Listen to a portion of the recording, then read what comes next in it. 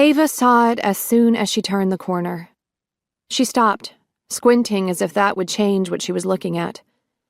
It was a week before Christmas on Weybosset Street in downtown Providence. The Christmas lights already shone even at 5 o'clock because the day was so dark and gray. The air had that festive holiday feeling that came from people bustling about with oversized shopping bags, cold air, tired decorations, a guy selling Christmas trees on the corner. But Ava felt anything but festive. She stood staring at the Providence Performing Arts Center marquee. She knew it was backlit in white with black letters announcing The Lion King, because she'd come here just last night, the tickets given to her by a colleague from the French department trying to cheer her up. But she couldn't actually see the marquee. No. The marquee was covered in red and green cable-knit yarn, almost like it was wearing a sweater. Except Ava knew that it wasn't wearing a sweater. The P-Pack marquee had been yarn-bombed. Beneath it, her best friend and neighbor, Kate, stood looking miserable in a matching hat and scarf and gloves the color of Christmas trees. Her gloved hands flailed about nervously.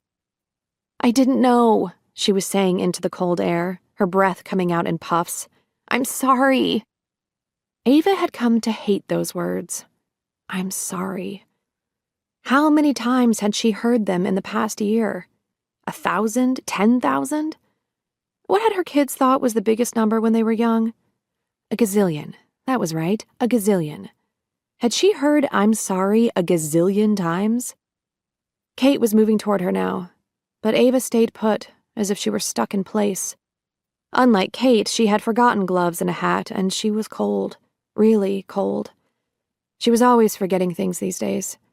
She'd go to the bank without her debit card, walk out to her car without her keys, find herself at the grocery store without any idea what she'd come for.